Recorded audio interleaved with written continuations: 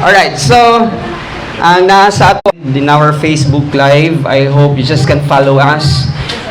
Sundan lang ninyo ang screen. Nakaproject sa ato ang Facebook Live. Medyo congested ang room today. That's why maulang sana ang ato ang ipakita sa ato ang screen. Bantay sa ato ang sa ato ang stand. Just take an extra care pagka magpaso sa ato ang aisle kay naang ato ang tripod basig masipaan. So pagka magpass by sa ato nga tan-awa lang palihog ang tripod nga dili siya maigo. So again, maayong gabi sa tanan. God had been so gracious. Faithful gid kayo ang Ginoo na nag-provide sa ato og gininhawa sa ilong. Charles, since you are new, ato gyud always sabton na the Holy Spirit will always be available to teach us. Whenever we are born in the Spirit, pagka nag-regenerate ng human spirit nga maong giingon ni Paul sa Titus chapter 3 verse 5 and 6. Ang ingon niya dito na He saved us not on the basis of our good works but through the washing of the regeneration, and that's actually the renewal of the human spirit that was dead in Adam. So that when we are born in the Spirit, connected na ang Wi-Fi, kasi buhay na nga yung Wi-Fi, we can connect to the Lord. And ang soul natin is actually the catch basin.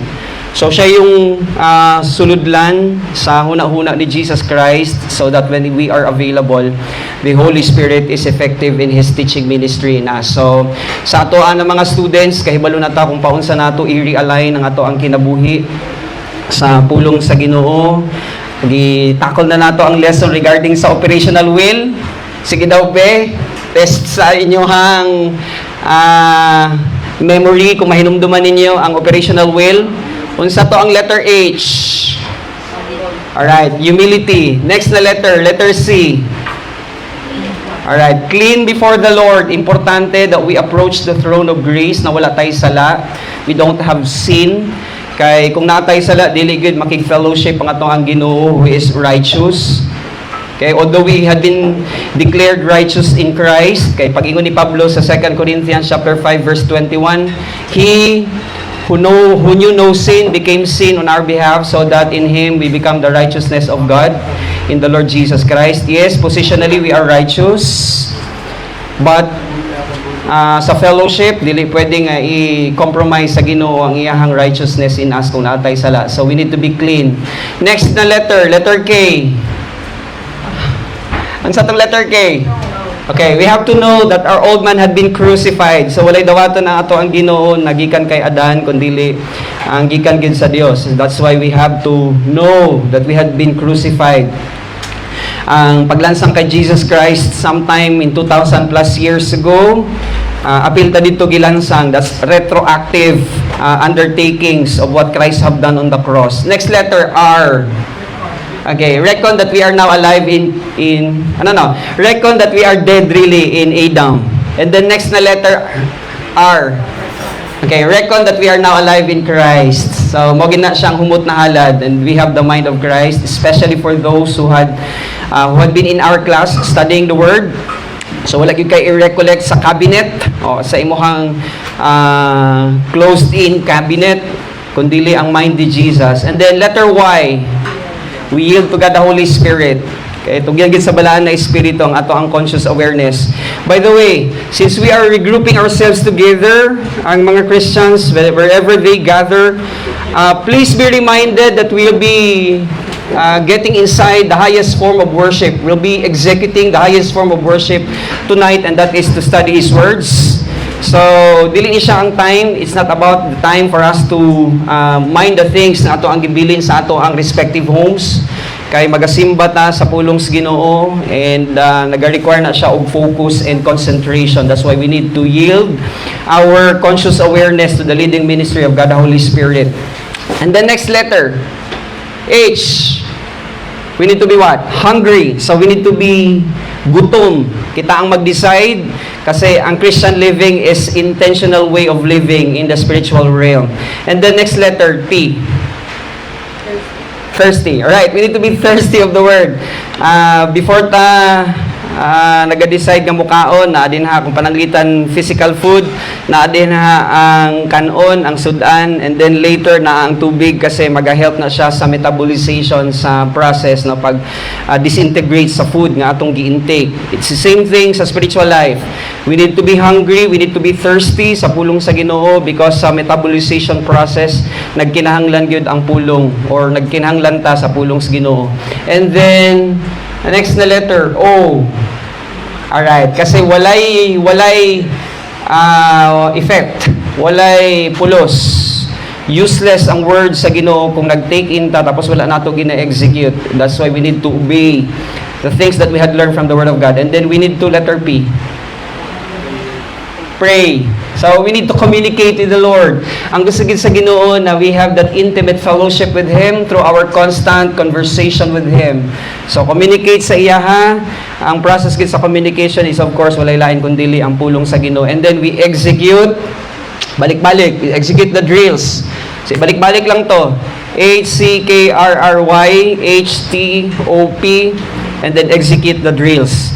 And thereby, sa ato ang pagsulod sa throne room tonight, magaduko sa ato ang mga ulo. And then, as promised, tonight, we're going to study about the silver. Tanawon nato ang mga precepts, mga concepts, mga principles tonight nga idungag nato sa ato ang portfolio in our Christian way of living. So in a moment of silence, you just bow down your heads, you approach the throne of grace because everyone has this access in the Lord already. Okay, correct na prayer, we address our prayer to the Father, dili kay Jesus Christ. So, we address the prayer to the Father, and then you state your prayers in silence, and then, of course, we close it in the name of Jesus Christ, who is our Lord and our Savior. Sige, praise ata.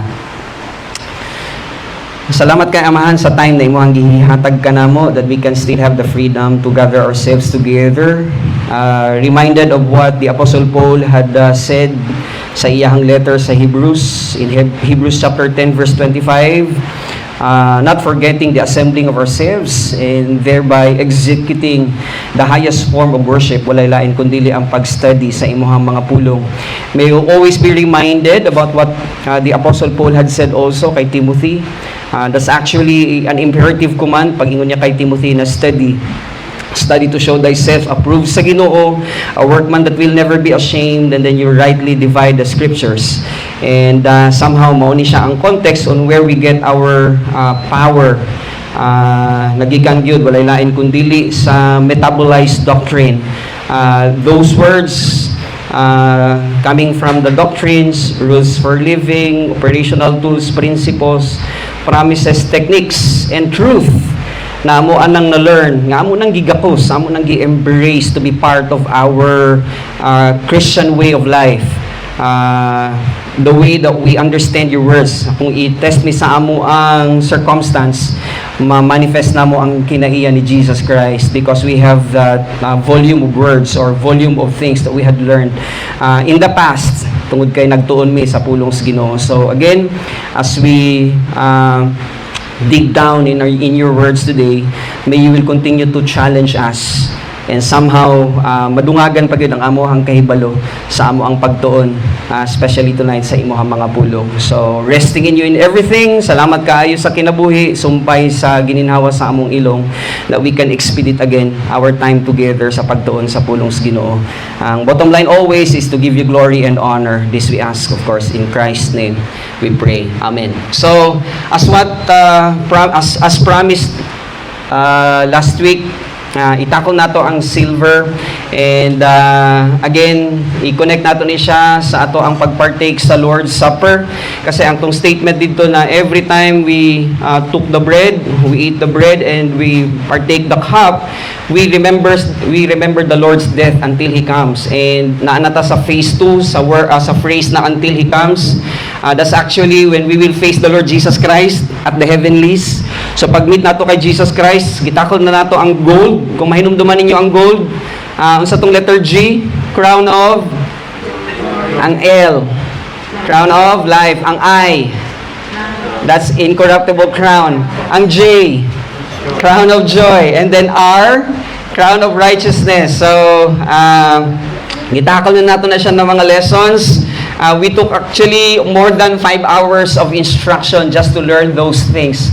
And then tonight, tanaw na to ang silver. So, part sa reward na ihatag sa Ginoo sa imuhang akua when we will be there is silver. So, if I may, basahon na to. Silver is actually given for the pure, refined, untainted, unadulterated, unpolluted, unspotted Word of God embedded in the believer's soul as PMA SAFS W. So, isa-isahon sa nato ning PMA SAFS W.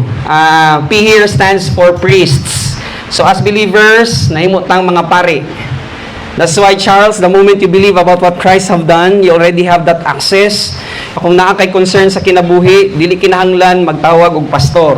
No? Because usa na siya sa mga pribilehiyo nga gihatag sa ato. Although positive na siya. I mean, plus points kung na kay matawagan na pastor. But honestly, since we become priests, pwede gid kahit makapaduol sa trono sa grasya. Letter M, we are ministers. We exercise our gifts. Pastor, teacher, exhortation, evangelist, teacher, helps, giving, leadership, administration, mercy, and service. That's our ministry sa body.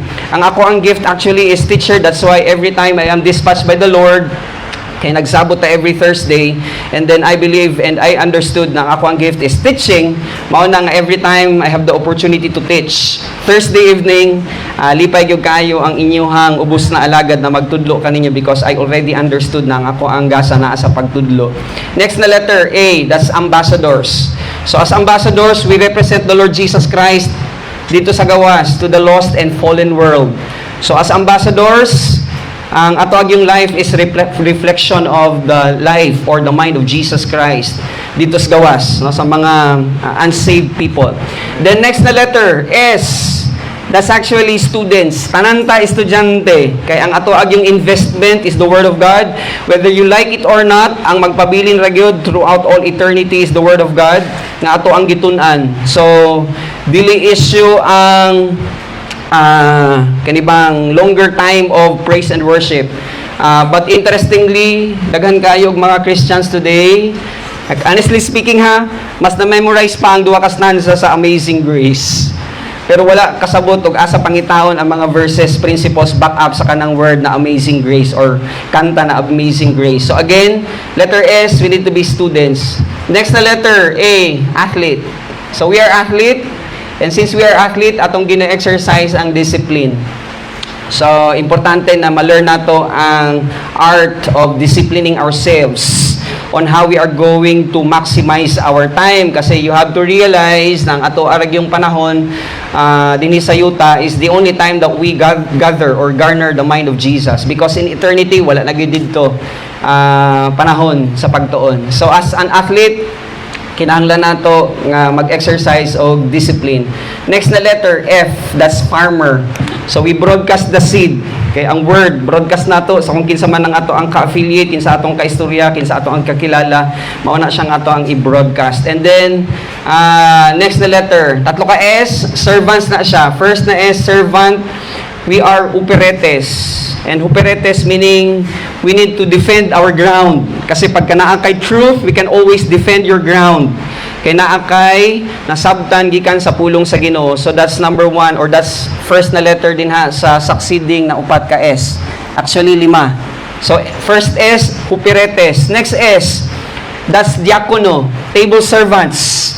So kitang tanan kung naay chance nga offer sa ato ang service, okay, always nato ginahatag ang ato ang time to do that service as diakono.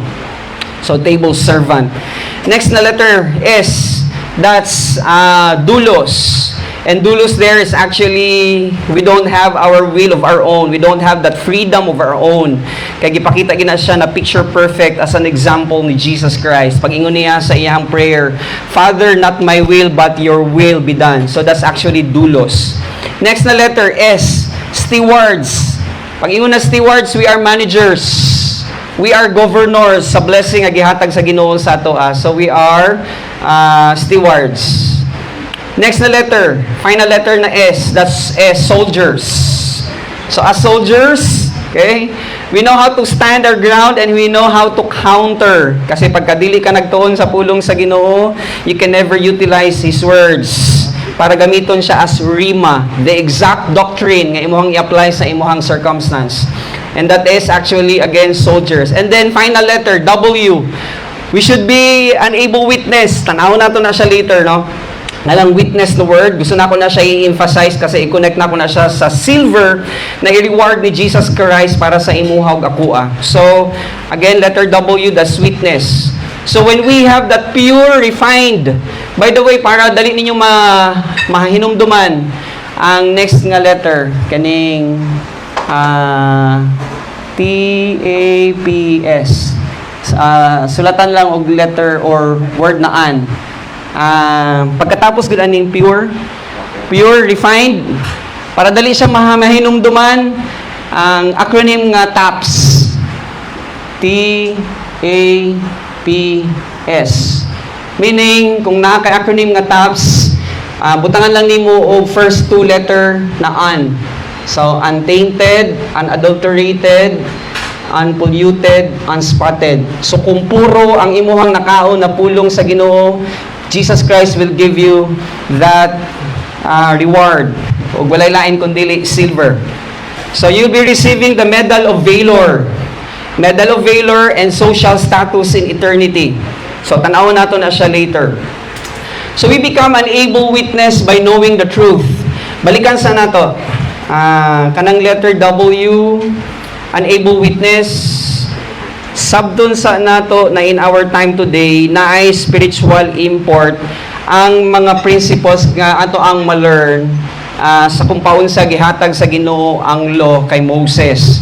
So, ang ako ang drive out karon na gabi na it's my prayer that you'll become an able witness. Tutukan sa nato ng word nga witness. Now, if you have your Bibles with you, muna ingon ako sa inyo kaganina na I'll be throwing verses after verses. So, ibutang sa dinha sa inyong notebook. Numbers 35. Numbers chapter 30, verse 35. Sige daw. Is it Numbers chapter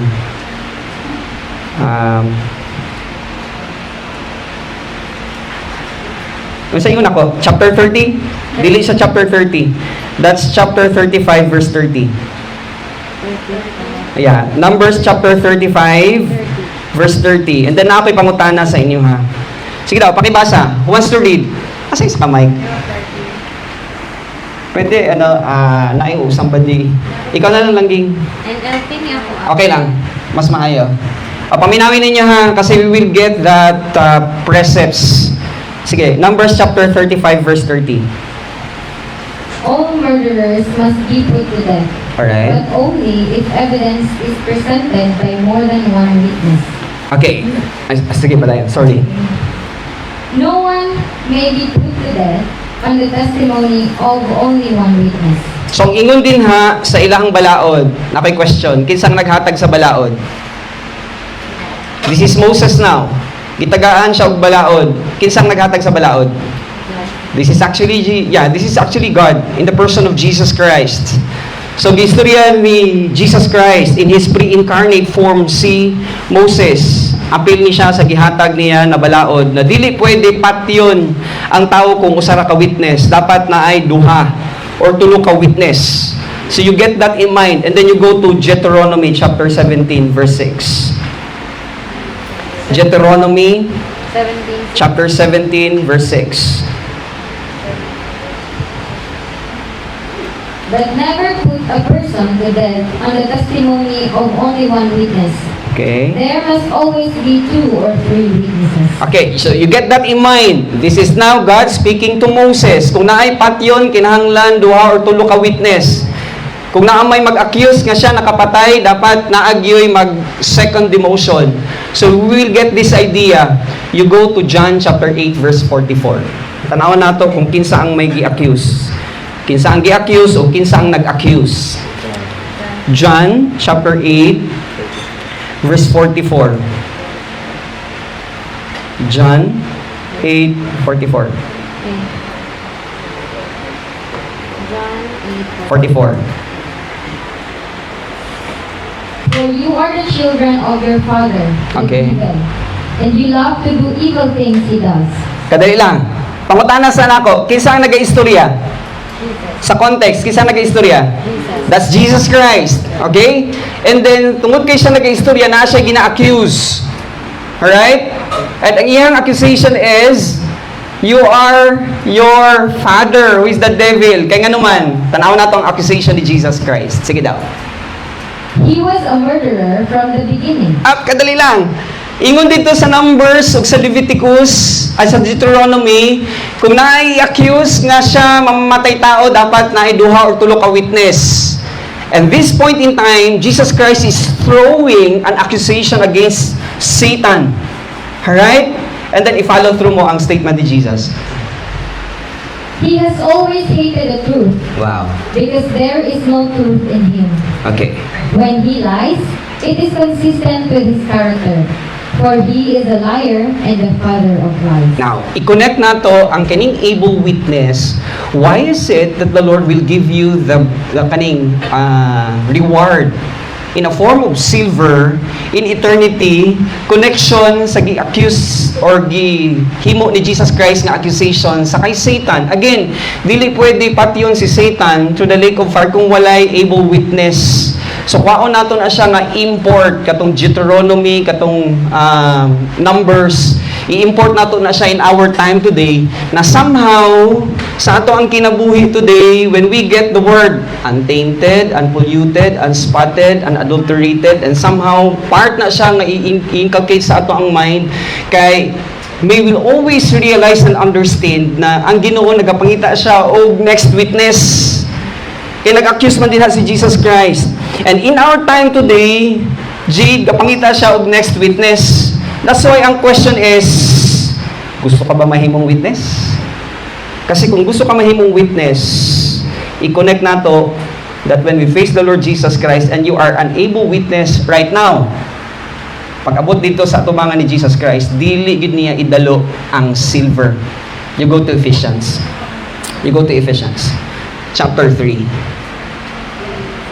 Sulat palihog sa inyong notebook. Wala din nabutang sa ato ang Ephesians chapter 3, verse 10. Wala na ito nabutang sa ato ang slides. Kung sa inyo ni Paul,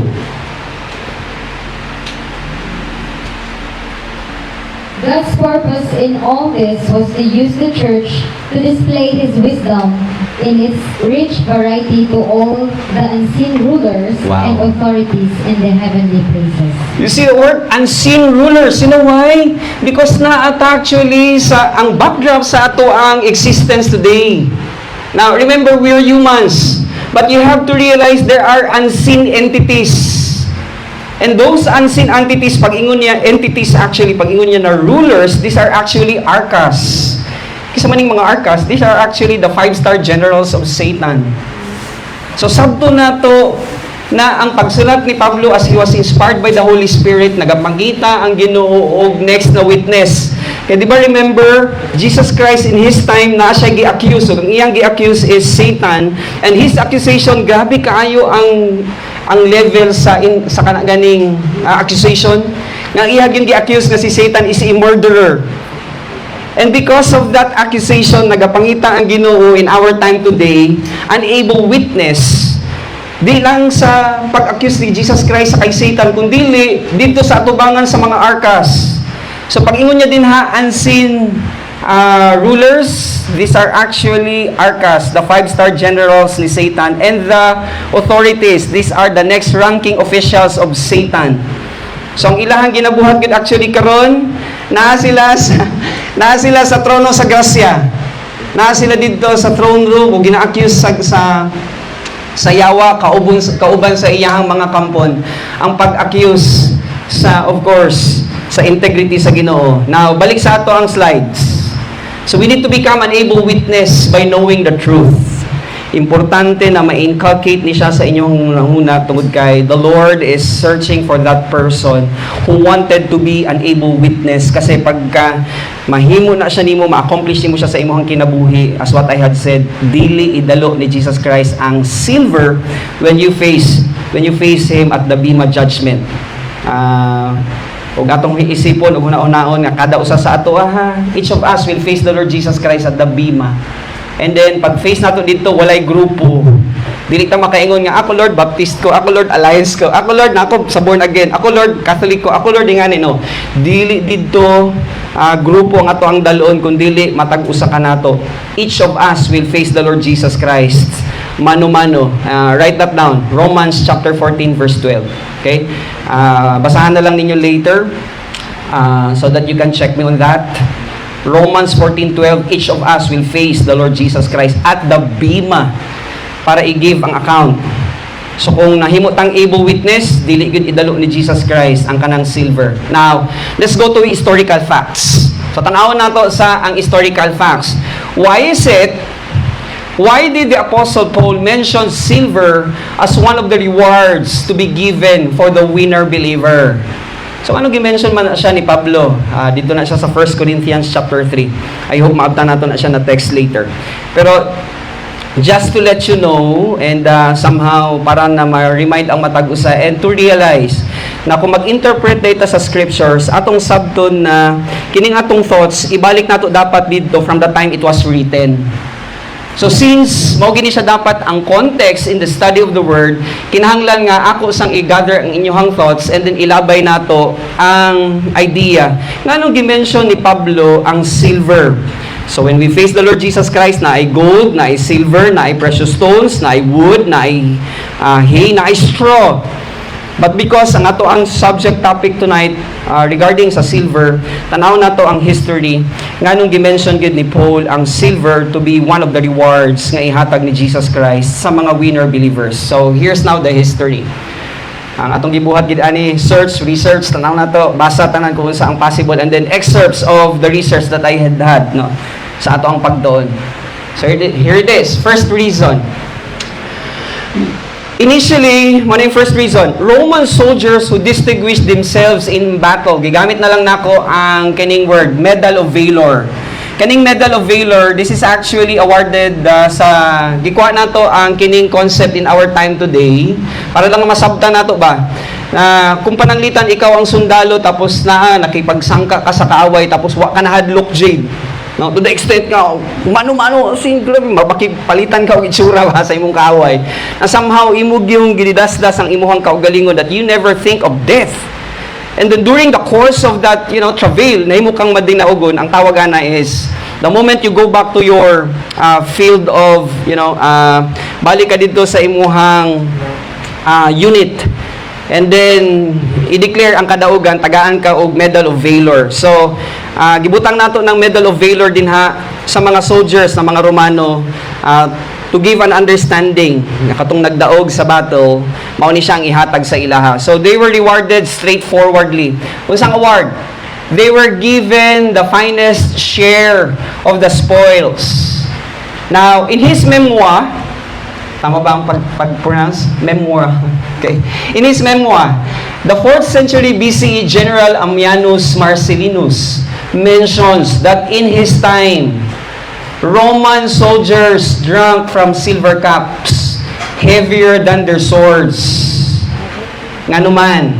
Next, these were large, intricately decorated silver goblets that had once belonged to the chiefs of tribes hostile to Rome. Now, Roman commanders gifted such valuable trophies to the bravest legionnaires or legionaries. So kung pananglitan, ako ang inyong Roman general, and then kauban mo sa ako ang legion. Sa panahon nga nagigsangka ta sa kaaway, bantay sa tripod bro ha, basig maano. Good evening, come in, bantay sa tripod, basig maigo. Just find your seats, napa dito sa likod. So kung pananglitan ako ang inyong general, tapos kuyog mo sa ako and then you are part of that unit. And then somehow you accomplished. Kana bang noble ka imong gihimo. Kay Roman commanders gifted such valuable trophies to the bravest legionaries. And then sa ilang buhaton, while these cups were impractical from drinking, they served as impressive items to show off to fellow soldiers during victory feasts. So akong buhaton, kung ikaw tong isa sa mga nagdasdas kay isog kayo ka, kuhaon nako tong silver, heavier than the sword. And then ihatag na ko sa imuha para nga i-show off nimo sa kauban nimo nga mga sundalo na ikaw tong isa sa ako ang kauban nga nahimong isog kaayo. Wa ka ni dagan, wa ka na hadlok, and you are willing to give your life out. Kay nakasabot ka nga mauni ang imuhang gitindugan. Gipangakuan nimo. Promise nimo nga you have to defend your ground, you have to defend the Roman government, you have to defend the Roman dynasty. And that's part of the feast. Ug mao na siya actually ang identity sa paghatag sa Medal of Valor. Now, you have to realize, ako ang naingon kay ganina sa ato ang GC, na ang silver kinahanglan nato i-relate sa angelic battle. Can you find a statement? Okay, pwede ba nato basahon? Okay lang? Sige daw, basahon na ninyo. Ready? Start. One man, woman, On planet Earth. In where? The battle is in the mind. Alright? Our volition is the issue. So, ang battle actually sa spiritual plane or sa spiritual realm, dili itong nakasagawas kayo mong makita. And this is very hard. Charles, very, very hard. Kaya ano, we cannot see our enemies. Na yung mga unfallen entities. And we can only identify kung sa ato ang kontra, kung naatay truth ka naka-embed sa ato ang soul. That's why importante ang pagdoon sa pulong sa Ginoo para nakahibalot kung paano mo retaliate sa ato ang kaaway. Now, principle of God's integrity. In the battle, we have to realize and understand ang principle. So, natay dapat bit-bito na prinsipyo sa pag-engage nato sa battle. Ingon sa Psalms chapter 34 verse 2. Kita ninyo ang tao, is full of humility. My soul will boast in the Lord. Let the afflicted, okay? Parta dito sa afflicted. Kasi ang chief objective ni Satan is to kill, to steal, and to destroy. That's why we are afflicted. Hear and rejoice. So again, ingon sa Psalms chapter 34 verse 2, my soul will always boast in the Lord. Na kung maksamta nato ang context anang pagpasikarbo nato, ang pag-boast, i-connect nato ang kining verse nga giingon ni Jeremiah. That's Jeremiah chapter 9 verse 24. Kasi ingon ni Jeremiah, but let him who boasts boast in this, that he understands and knows me. So kinahanglan nato sabton ang Ginoo, and we can never understand the Lord kung wala ta nagtuon sa pulong sa Ginoo. Ang gusto gid sa kaaway, ang gusto sa mga fallen angels nga ang mga believer malingaw sa kanta-kanta. I'm not against into singing. I am against lang kung pananglitan nag 2 hours na lang nagsigig kanta pero wala gyud pagtuon. In fact, naistoryahan na nato ni ganina, the highest form of worship really is when we sit down and study the Word. Dili kay ang paghatag og dako kayong panahon sa pagkanta and then nalimtan na ang pagtuon sa pulong sa Ginoo. So isa-isahon nato. Let him who boasts boast in this, that he understands and knows me, that I am the Lord who practices steadfast love. Nakita ninyo ang acronym? That's actually BDRS. Pag ingon na steadfast love, dili na siya emotion. Klaro na to ha. Steadfast love there is actually BDRS. Put this in your notebook. Ano sa man ang BDRS? Bible doctrine that's resident in your soul. So that's Bible doctrine resident in the soul. That's steadfast love. Faith, hope, and love. And the greatest of this is agape. And that's actually agape, mind of Christ. And that's steadfast love. Next, justice. Next, righteousness. So dapat masabtan nato ang mind ni Jesus, ang justisya sa Ginoo, ug ang iyang righteousness in the earth. For in these things I delight. Mahimo lamang gid ni siya na kaaya-aya, sweet-smelling aroma kung nasabtan nato ang iyang steadfast love, ang iyang justice, ug ang righteousness sa Ginoo. And these things I delight, declares the Lord. In 1 Corinthians chapter 1 verse 31, yung sa ingon ni Paul, so that as it is written, quote, open quote, let the one who boasts boast in the Lord, close quote. Unsa ginapamin ni Paul? Ginapamin ni Paul is ang Jeremiah chapter 9 verse 24. You know the Lord that He is Steadfast love, that's Bible doctrine resident in the soul, that He is absolute justice and He is perfect in righteousness.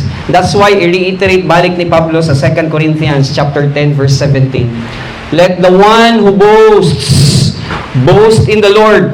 Dili kay manghambog ta kay maayo ta mo gitara. Dili kay manghambog ta kay maayo kay kumo istorya. No, it's not about it. That's why I always tell you, every time you listen to someone, ayaw pagka-impress kay eloquente kayo imong ginapaminawan. Ma-impress ta dapat sa pulong sa Ginoo nga ato ang ginatanaw, gina-investigate. So it's my prayer that every time you sit down in our class, you are learning something. Di lang kay nagasulat mo, and it's my prayer that in your privacy with the Lord, inyo hanang balikan o inyo hapong tunan para somehow ma-master ninyo na siya so that pag naabot na nimo ang spiritual self-esteem, you get your spiritual autonomy, you can always wade through sa pulong sa Ginoo kay naa kay background pagdating sa kamatuoran. Okay? So we have to learn this, ang integrity sa Ginoo. Kasi when you learn the integrity of God, again, pagkapuro, refined, untainted, unadulterated, unpolluted, unspotted word, ihatagid ni Jesus Christ ang silver para nimo ug para nako. So, kung na to ang principle, katong integrity. First, God is steadfast love.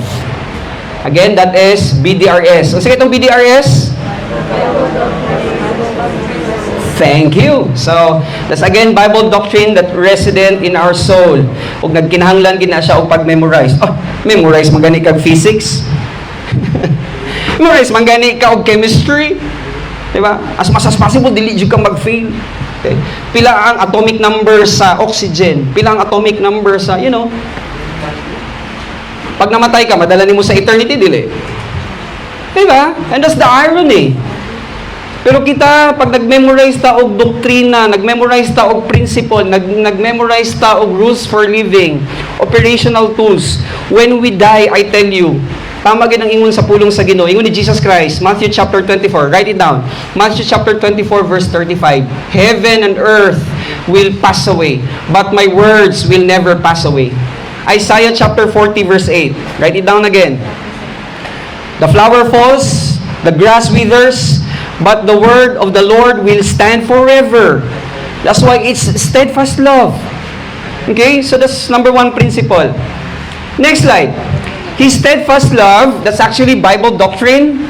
The mind of Christ, that's actually 1 Corinthians chapter 2 verse 16. Write it down again. We have the mind of Christ. Pag-ingon ni Pablo, pag-declare niya that we have the mind of Christ, nagpasabot na siya, na kay nagtuon ta, na-captivate ta sa pulong sa Ginoo, embedded ang mind ni Jesus Christ. That's why you have your groundings in the Lord, because you know His words, okay, and His understanding. So we have the mind of Christ, and that is actually God bringing His integrity, His steadfast love, His justice, and His righteousness. And also His grace policy. Pag ingon nga grace policy, that's actually divine influence.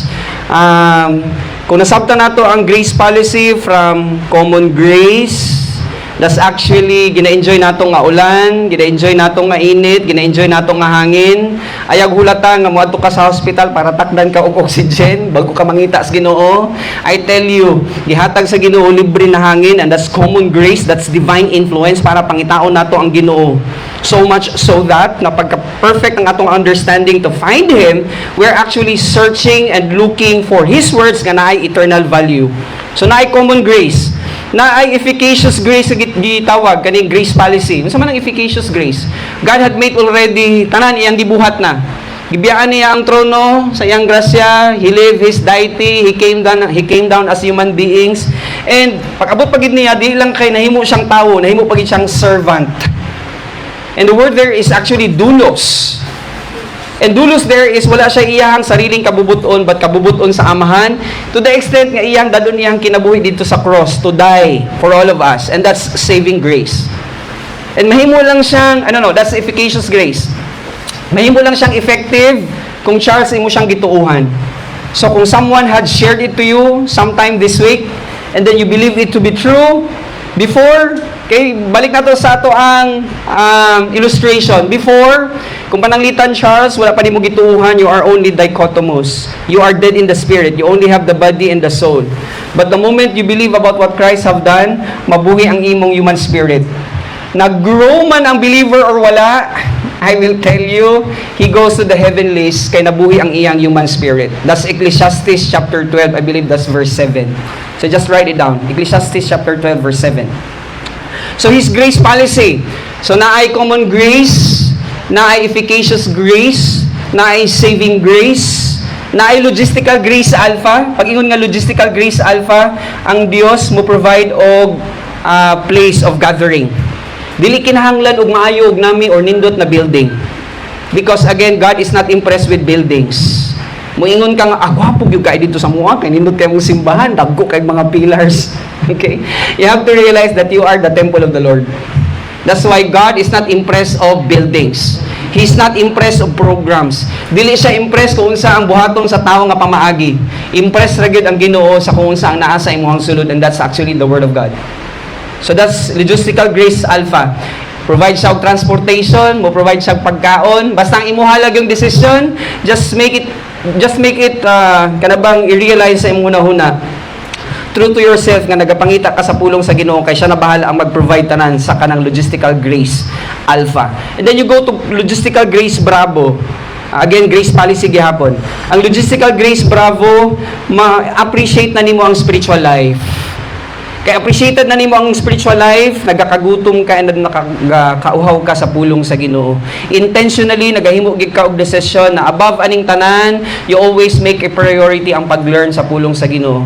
Because again, kung nag-level up ta sa ato ang growing, kaning grace policy, pag i-confront ta sa death nga among ginapanghadlok ni Satan, you write this down. Hebrews chapter 2 verse 14. Ang ginapanghadlok gid ni Satan is physical death. Hala, mamatay na ka. Mao lang si Jesus Christ came para i-experience niya ang death, so that iyahang pakgangon, iyahang pildihon ang yawa nga ang iyahang panghadlok, ang iyahang pantakot is ang physical death.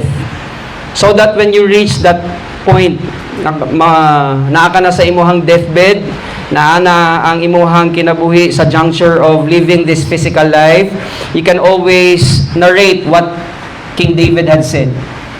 Pag-ingon niya na, even though I walk in the valley of the shadow of death, I will fear no evil. Because you had grown to the level na na-experience nimo ang logistical grace bravo. And then pag namatay na, okay, we will always experience that ultra-surpassing grace. Pag ingon nga ultra-surpassing grace, and then you grow from the word, you get the gold, crown of glory, life, incorruptible, crown of joy, crown of righteousness, you get the silver, and then eventually you get the precious stones.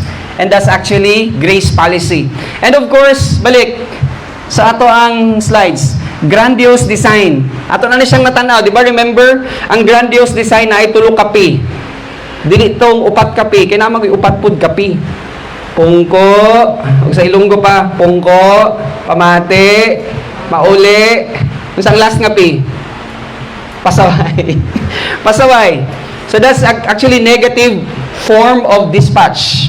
Pero naatay tulo sa grandiose design. Unsa man to siya? His purpose, ang iyaging purpose is to glorify Him. Prerogative, His sovereign will, His motivational will, His operational will, His geographical will, His permissive will.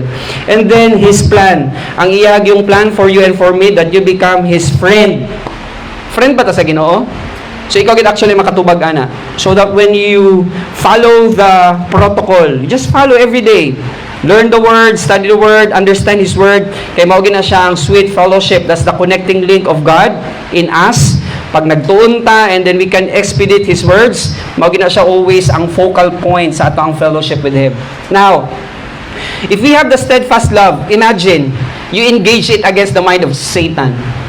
Unsa man ang mind ni Satan? He is proudful.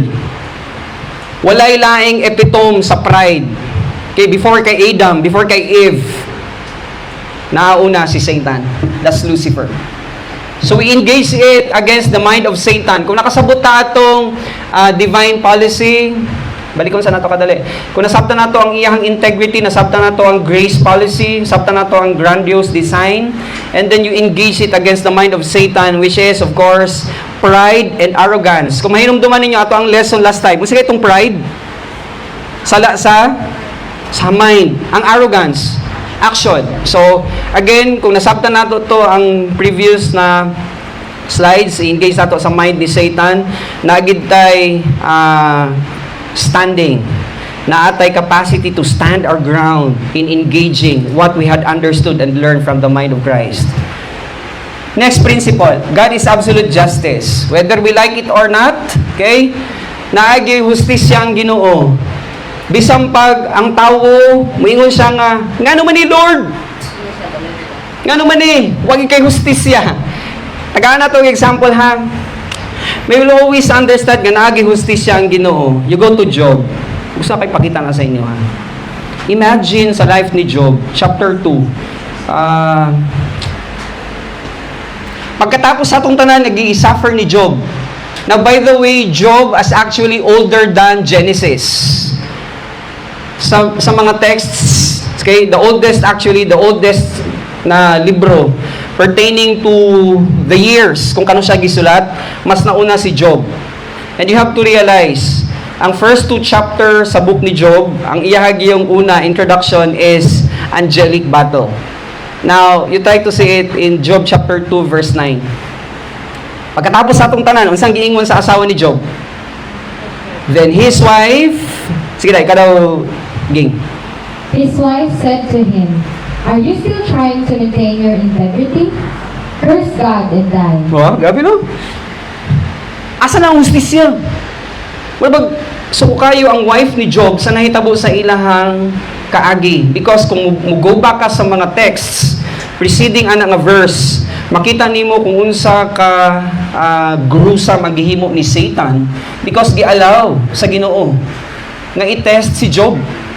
Okay? To the extent nga ang asawa ni Job, iyahan nang gi-curse ang Dios nga gisimba ni Job. And then you proceed to verse 10.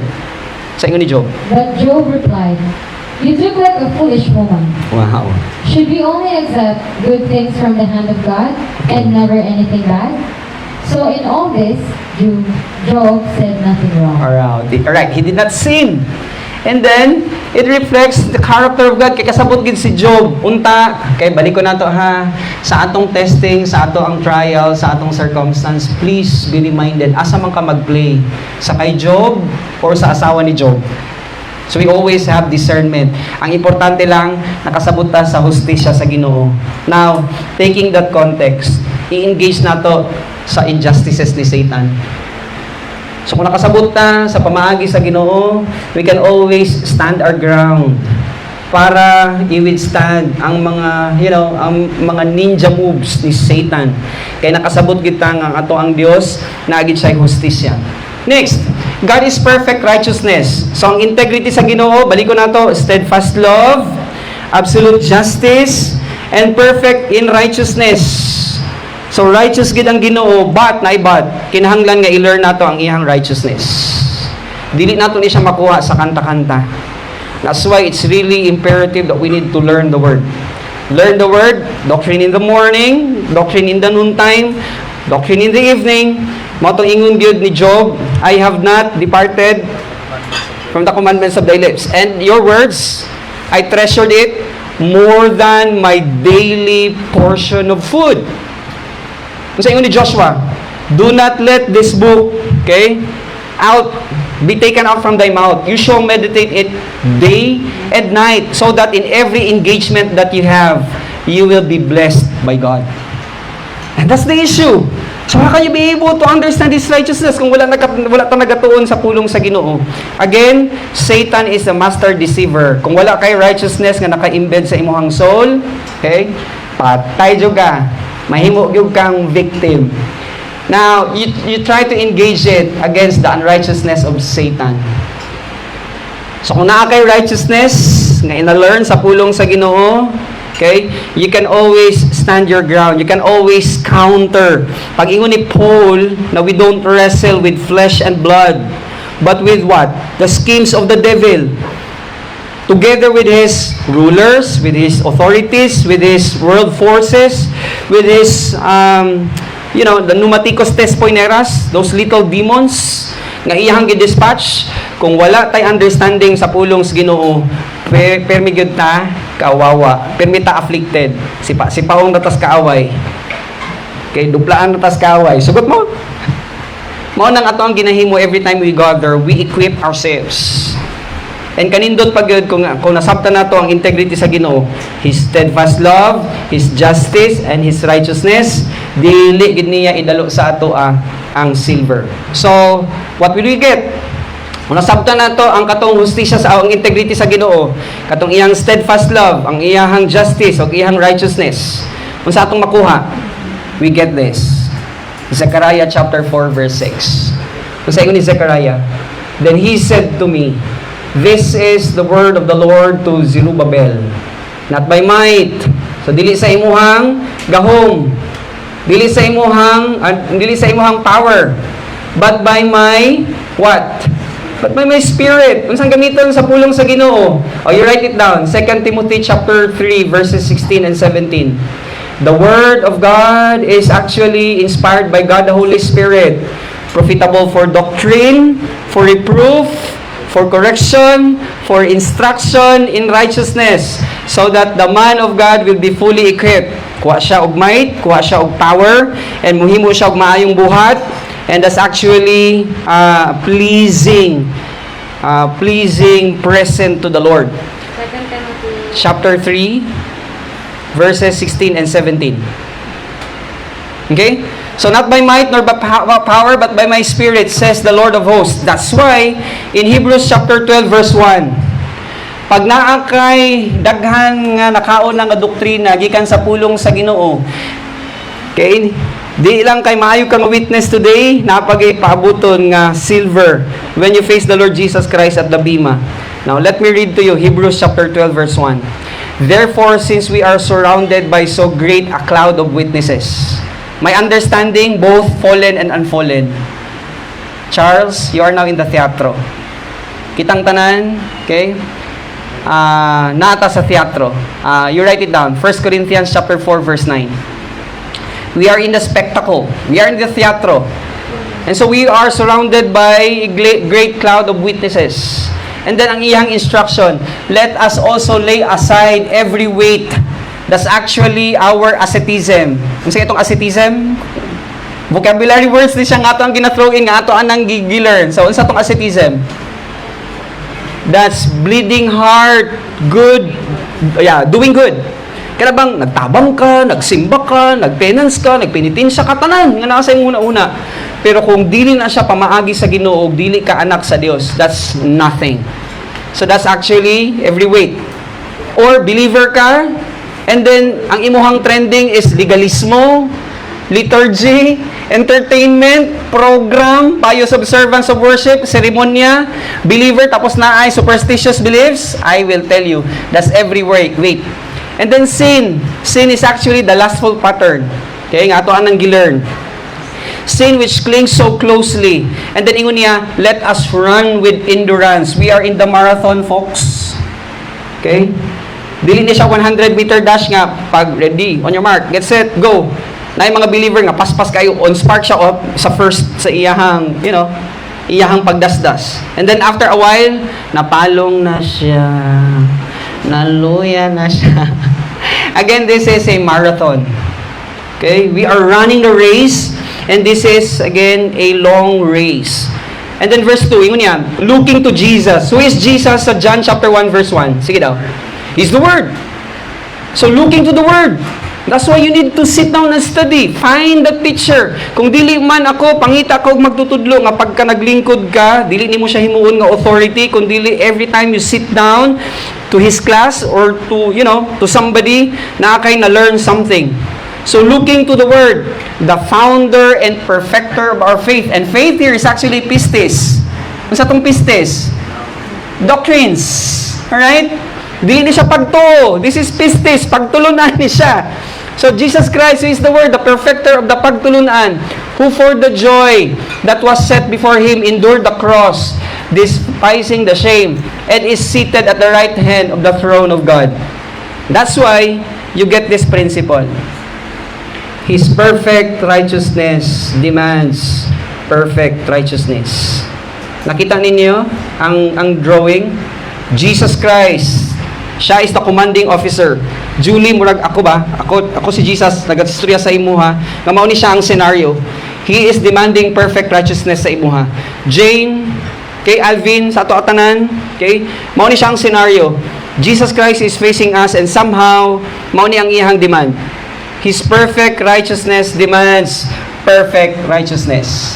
And His perfect righteousness can only be found in the truth. And that is the mind of Christ. That's why, gikalculate na nato ni siya. How much of your time are you spending in sitting down and studying His words? Sige daw, pila ka oras nga nag-study itong niaging simana? Or basic every Sunday lang ka nagtuon or every Thursday lang ka nagtuon? I will tell you, mahimo kang malnourished na Christian. Now imagine na, try to imagine this. Sulay daw og kaon og sudan, Sunday lang, tapos usara ka oras nagkaon. Tapos mukaon ka usab next Sunday. Tanaw na to kung pila ka kilos ang imuhang malost. So it's the same thing. Kung paunsa nato ginaalagaan ang ato ang lawas, it's my prayer nga mausab na ang inyong directive sa inyong kinabuhi. Okay? Again, His perfect righteousness can only be found in the truth. And that's actually the mind of Christ. Psalms chapter 33 verse 4. For the word, okay, of the Lord is what? Truth. And all His work is done in faithfulness. Verse 5. He loves righteousness. That's why kung daghan ka kag righteousness nga na-embed na sa imuhang soul, you are that sweetest smelling aroma in His presence.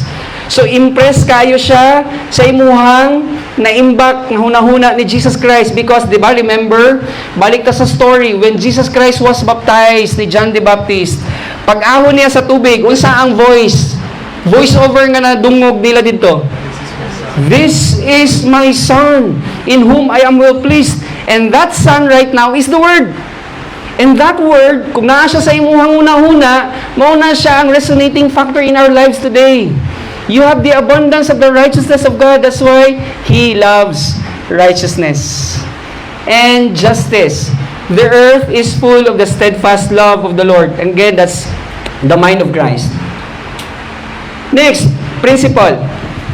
What His perfect righteousness demands, and that comes only in His words. His justice will execute. Nakita ninyo ang ano sa integrity?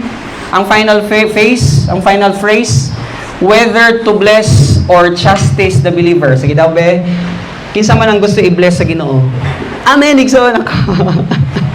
Ang next question, kinsa ang gusto nga i-chastise sa Dios? You try to omit sa imuhang timeline ang ang pag-discount sa pagtuon sa Ginoo, sa pulong sa Ginoo. I will tell you, hinay-hinayon ka og justice sa Dios. First, self-induced mercy. Mao nang chastisement. Second, warning discipline. Pag dili gyapon, intensified warning. Pag dili gyapon mo balik sa Ginoo, nga 1 John chapter 1 verse 9 lang unta to. Pag dili gyapon mo balik sa Ginoo, ang iyang buhaton pag grabe na kaayo kay naanay kalyo, kalos na ang iyang soul. Ang buhaton gid sa Ginoo sa iyang chastisement is to kill that believer. Again, if we have that righteousness, unsa ingon niya, next slide. So that when we have the pure, refined, untainted, unadulterated, unpolluted, unspotted Word of God embedded inside our soul as PMA SAFs, W, we will get that silver, okay? We will get the silver in glory. That's the honorary status in eternity. So how do we get or how do we passionately get the truth? So importante ni siya nga tubagon na to. In Philippians chapter 1 verse 9. Okay? And it is my prayer that your love may abound more and more with wisdom and all discernment. Makuha na kita ito ng wisdom kung nagsigitag tuon sa pulong sa Ginoo. So that Philippian believers, so that you may approve what is excellent, and so be pure and blameless for the day of Christ. So mabahibaluan gina siya pagka moatubang na ta kay Jesus Christ dito sa bima kung silver ba gid tong ato ang gikuha. That's why nine note. Saan note? In getting the truth, saan note? You have to be reminded. In getting that silver, it must be in the context of dispensations. Importante ang dispensational part, approach of the study sa pulong sa Ginoo. Now, in 1 Timothy chapter 1 verse 3 and 4, basahon nato siya sa kay Darby version. That's why ingon gyud ni Paul kay Timothy to get that pure word. Ingon ni Paul kay Timothy, even as I beg thee to remain in Ephesus when I was going to Macedonia, that thou mightest enjoy some, not to teach other doctrines. And what is that doctrines? Verse 4, nor to turn their minds to fables and interminable genealogies which bring questionings, rather than further God's dispensation, which is in faith. That's why, okay, ma-exit sa takadali. Let me draw this.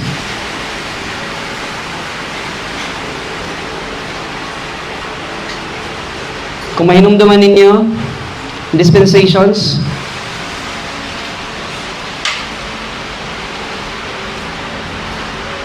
sige daw ba? Mahinumduman ninyo, unsa to siya?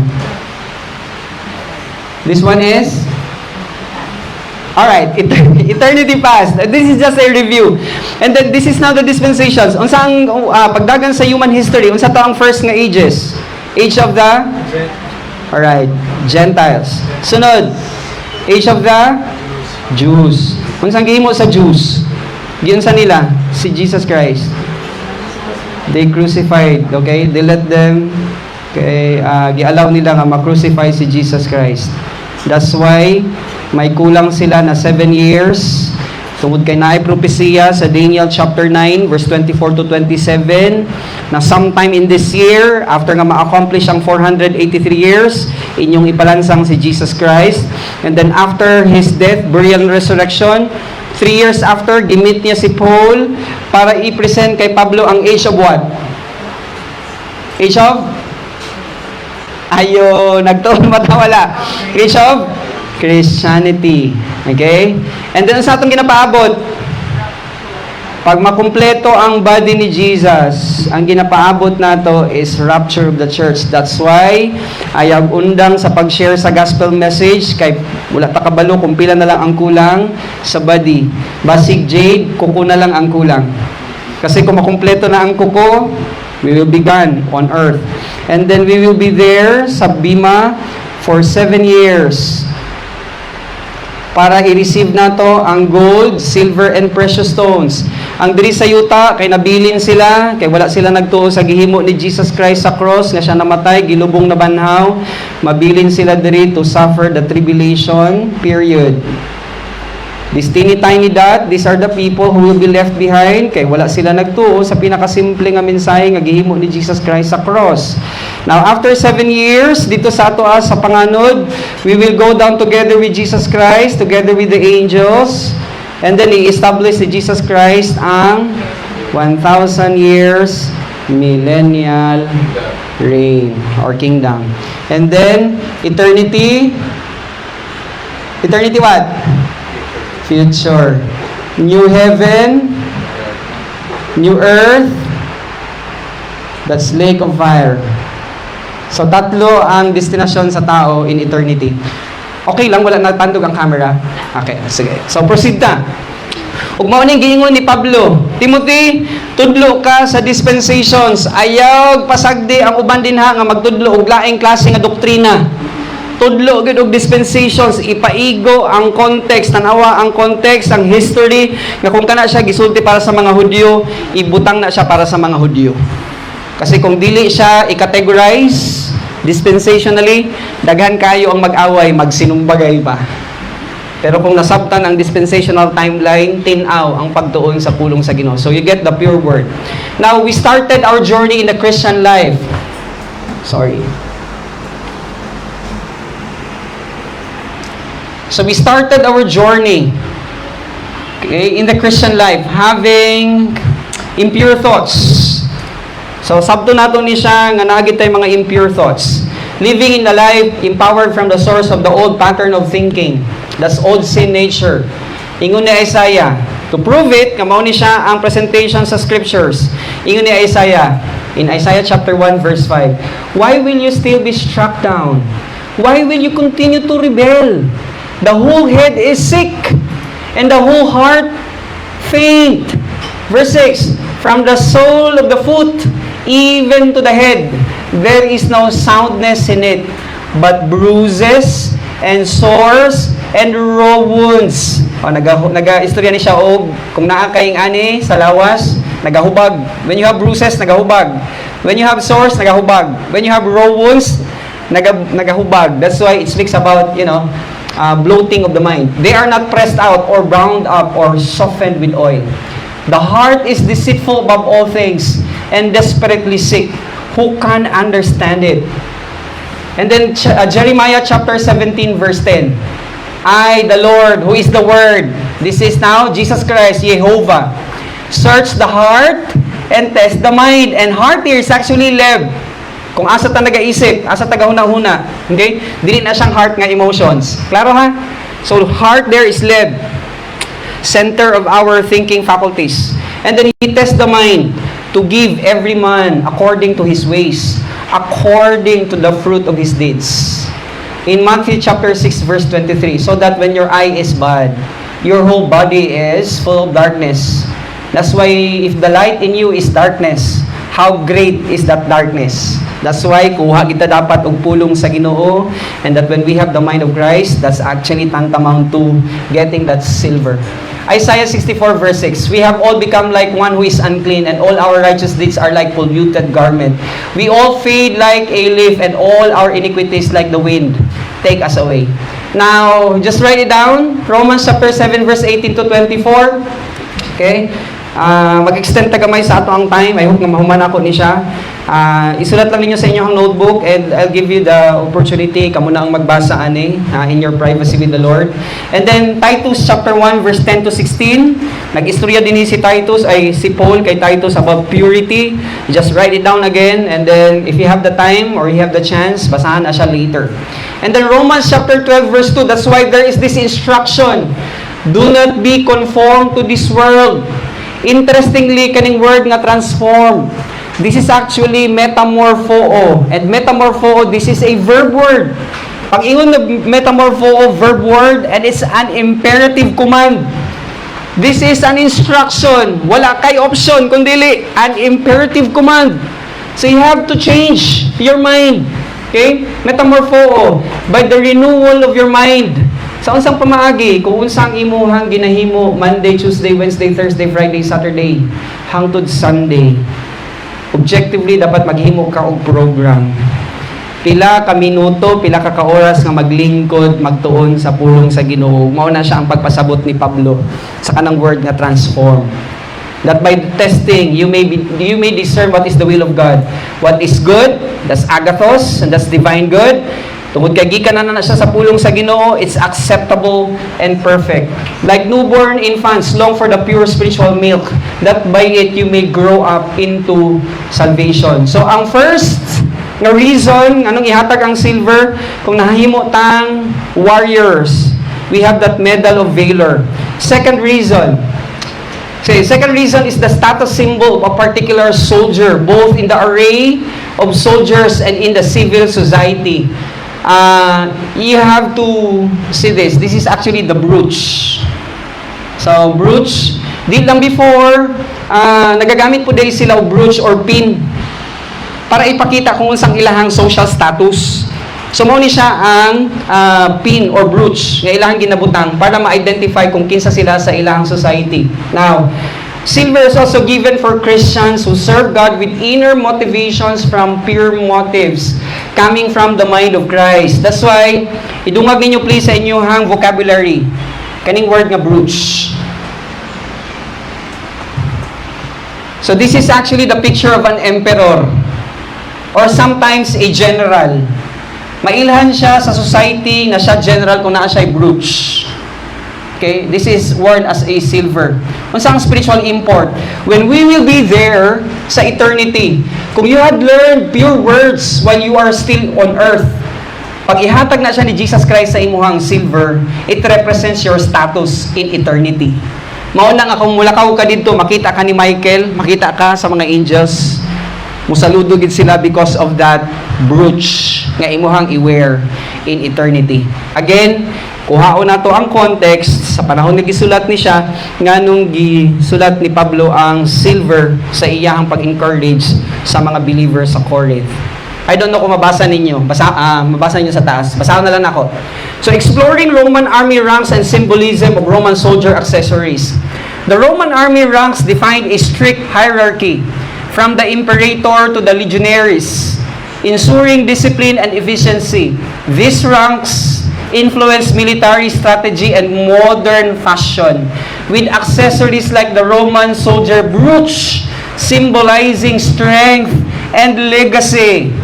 Remember the word legacy, kaya ito na siyang tanawon. Understanding these ranks offers insight into ancient military culture and its lasting impact.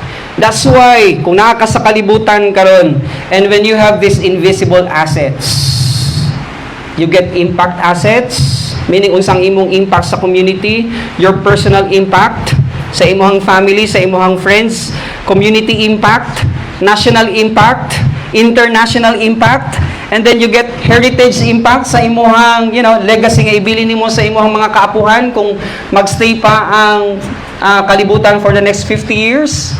So part sa brooch nga ihatag ni Jesus Christ kay imuhang gi-share ang word sa Ginoo sa next generation. You will get that silver. And of course, angelic impact. Unsa ang imuhang kinabuhi sa fallen angels and of course sa unfallen angels. So you have that, again, brooch nga ihatag sa Ginoo. In Psalms chapter 12 verse 6, the words of the Lord are pure words, like silver refined in a furnace on the ground, purified 7 times. Proverbs chapter 10 verse 20, the words of a good person are like pure silver, but the thoughts of an evil person are almost worthless. Now, if anyone builds on the foundation with gold, sa tatong gold, sa tatong G, crown of glory, ang L, crown of life, ang I, incorruptible crown, ang J, joy, ang R, righteousness. I hope na master na ninyo kung paano kwaon to siya. And then the silver, summary na ta, final stretch. Here's now the summary. You get the silver. Again, by the way, this is not exhaustive ha. Kasi kung nag-study pod ka, pwede ni mo ni siya dungagan. Ang ako lang gibutang, 2 ka point. You will get the silver if you have that, isog kayo ka nakigbatok against the enemies. And our enemies actually, those are unseen entities. Satan together with his fallen angels. Pinaagi sa pakigbatok sa huna-huna. Kamatuuran. So first, we get that medal of valor. And then number 2, we get social status in eternity because of purity of the mind through the rigid refinement intake of the word.